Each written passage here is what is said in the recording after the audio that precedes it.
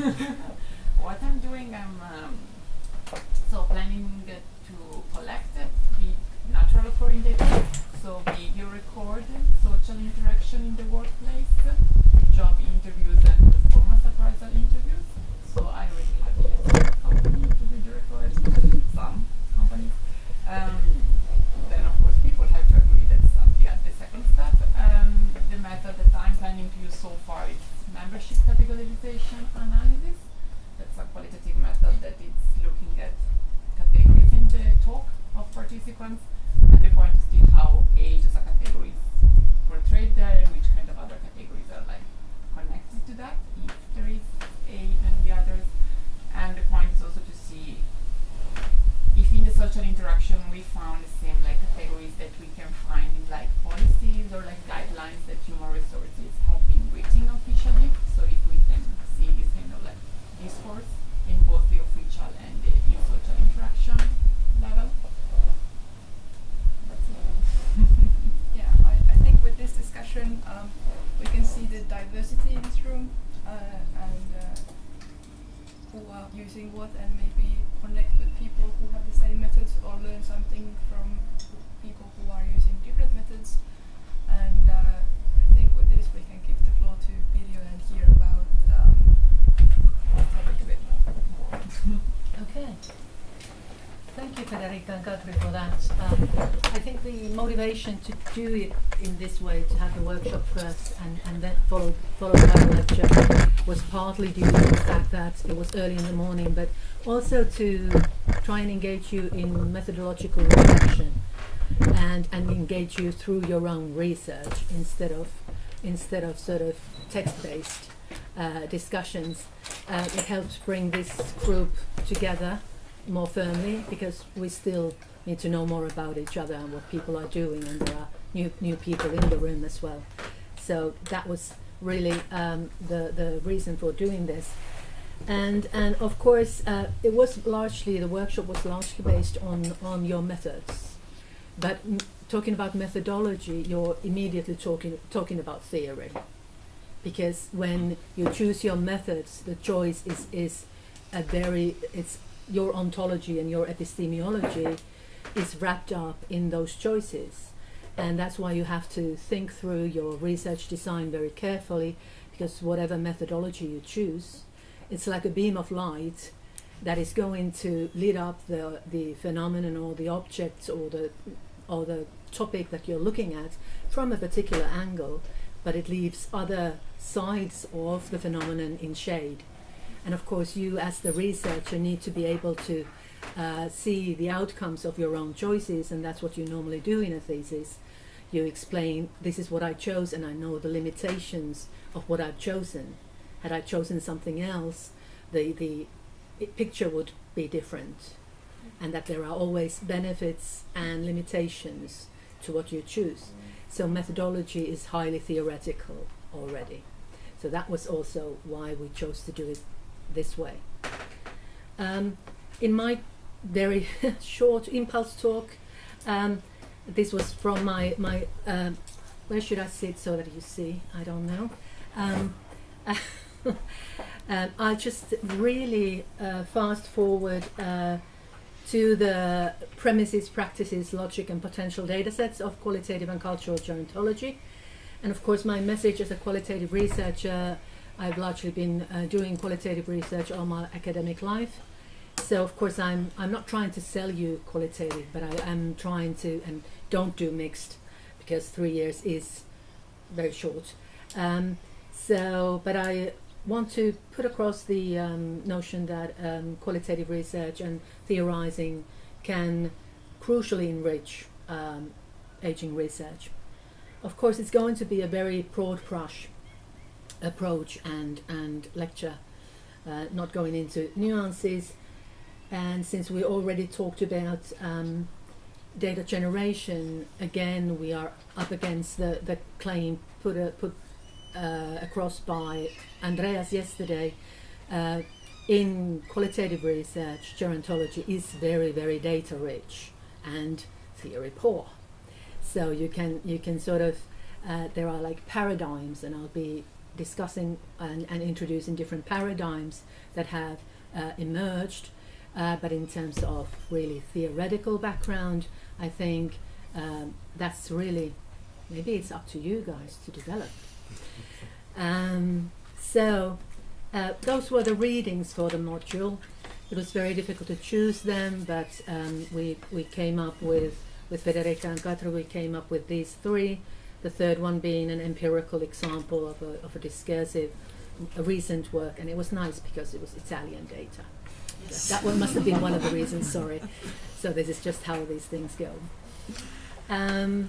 Okay, very briefly going to the roots of qualitative gerontology. It's very difficult to really,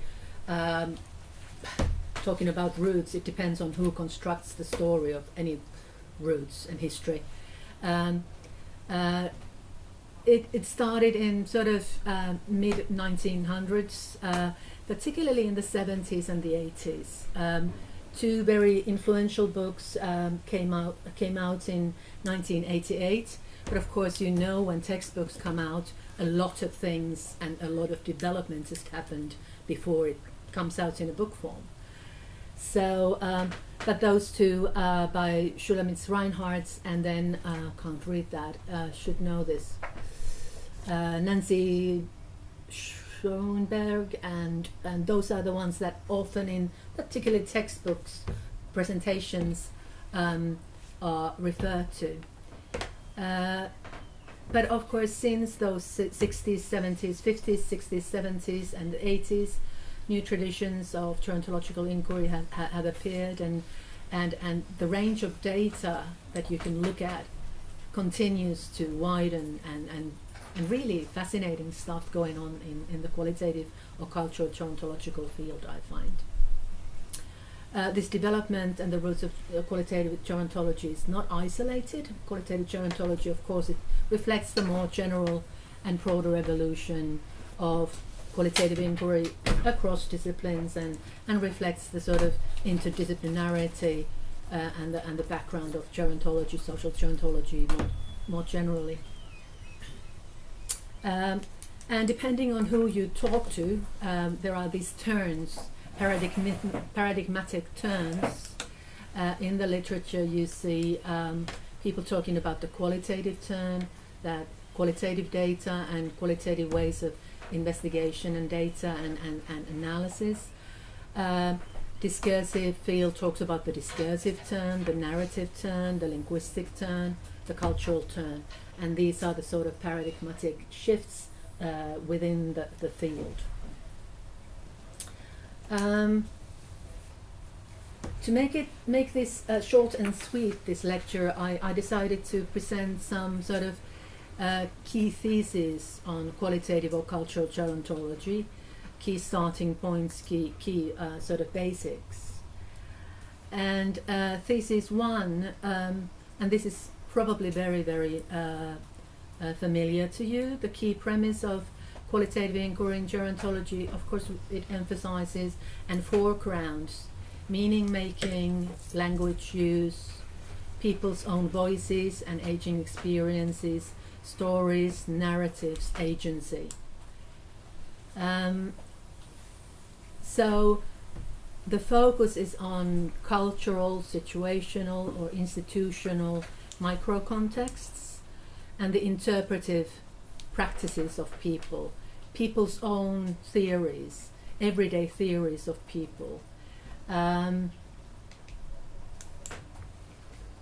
was actually a nice paper by Gubrium and Wallace, must have been in the 80s, titled "Who Theorizes Age?" And they, in there, they problematized the fact that it would be only gerontologists that theorize age and the life course. Of course, we as everyday people also have everyday theories and use also academic theories to theorize and to conceptualize the life course.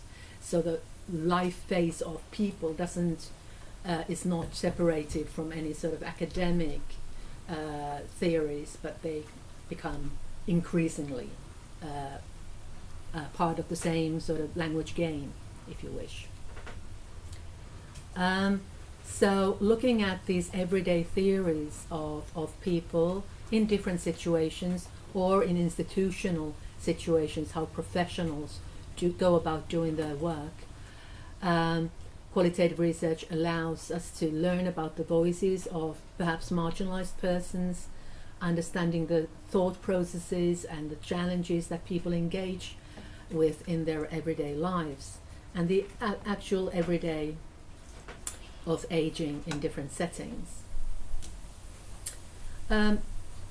Qualitative theorizing challenges exist in normative theory that we talked about in length yesterday, by underlining heterogeneity, because if you look at how people conceptualize, one sort of master theory probably does not capture it all.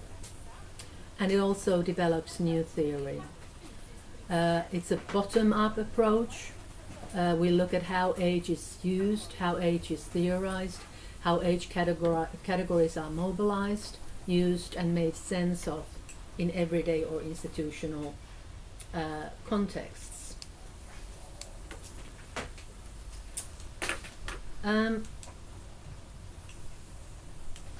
Going back to the readings that you had for this module, we can say that very broadly speaking, social constructionist theory and epistemology and social constructionist ontology all form the generic root, or somehow the broad background canvas for qualitative gerontology. The text said that we are all social constructionists. Social constructionism as a theoretical way of thinking has existed for a long time, even before the sort of key texts such as Berger and Luckman's text. But very broadly speaking, social constructionism takes language discourse as its starting point, that meanings are constructed in and through interaction and texts. And if we understand aging to be done through language and interaction, and the meanings, cultural meanings to develop through language, then of course our methodology will reflect that ontology and epistemology, and we choose somehow to look at how people talk, how meanings get constructed in different settings. And mapping the heterogeneity, the dynamics, the contradictions therein. Also, analyzing discourses and counter discourses, meaning making and local negotiations. What's interesting about social constructionism is that it has also opened gerontology as a topic for research. There are interesting books that look at, like Stephen Katz's book and Brian S. Green's book, that looks at gerontology as a powerful discourse in sort of constructing truths about aging and the sort of history of gerontology. So it really forces the researcher to also to engage in methodological reflection. What sorts of an image am I constructing through the choices that I make as a researcher? Going back to the kind of very nice discussions that we had in this room yesterday, I think. Whose side are we on? What do we do? And what are the outcomes of our choices? So, and of course, social constructionist research is very scattered.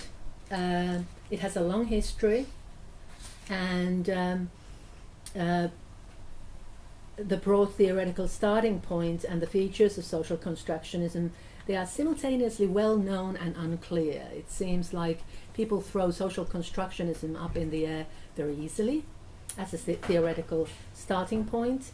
It's familiar but yet fussy at the same time. And I'm claiming that although something of a constructionist stance serves as a self-evident starting point for much qualitative work, the starting point is often, rather paradoxically, it seems to work and lurk under the shadows and in between lines of research reports. So people aren't very clear about what they mean by it. this time, and what does social constructionism as a starting point and a background theory mean for this time around.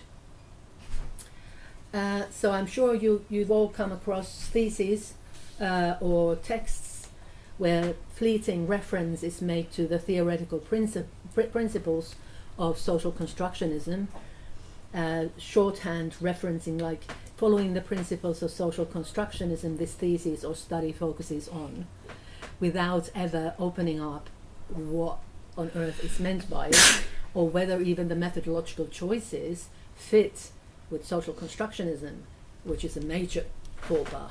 Don't do that. I've come across that as well. And typically accompanied by a reference or two to very sort of classic texts, like following the work of Bergen and Luckman, I do this, without any sort of more refined explication. But this, however, is perhaps not surprising. Precise definition of the term are in fact difficult to come by, since social constructionism is used to refer to writings originating from a number of academic traditions. Consequently, the theoretical underpinnings vary from one discipline to the next. Constructionism, in other words, cuts across traditional disciplinary boundaries and can refer to a variety of theoretical sources. Even the two background readings, one was interpretive and the second one was constructionist perspectives, but constructionism includes interpretation and understanding of people's situated activities. So you need to be very, very careful in sort of defining. And of course this goes with no matter what theoretical starting point you choose for your, be it social constructionist or something else. So be very precise in your theoretical writings. So the social constructionist stance, if we try to say a couple of things about it, it differs from more objectivistic or nomothetic approaches in it, that it doesn't take the meaningful life cycle or set of life stages for granted. Instead, it examines how meanings are assembled and constructed in relation to the notion of life course. So like I said, people use the life course and life course conceptualizations as a set of resources when they talk about their own life. So it's a means of exploring and interpretive mapping of the heterogeneity and the dynamics and the contradictory meanings of age in different settings. There are overlapping discourses. I've studied middle age or turning 50, for instance, and you can see interview data, you can already see really contradictory images, cultural images coming into the surface of talk, like what is the sort of stale middle-agedness and the sort of age is but a number, and you know, just to generalize it, but there's like people contradict themselves, and there are lots of layers in the talk. Life course is a cultural resource, a stock of cultural knowledge that we all have. We are born into a culture which provides us with certain ways of talking about life course, different life stages. Of course, we have to utilize what we are born into, the language game that we're born into. But then we can reshuffle these, we can challenge these in talk, and we do that. In ethnomethodology, there's this term cultural dope, that your participants are not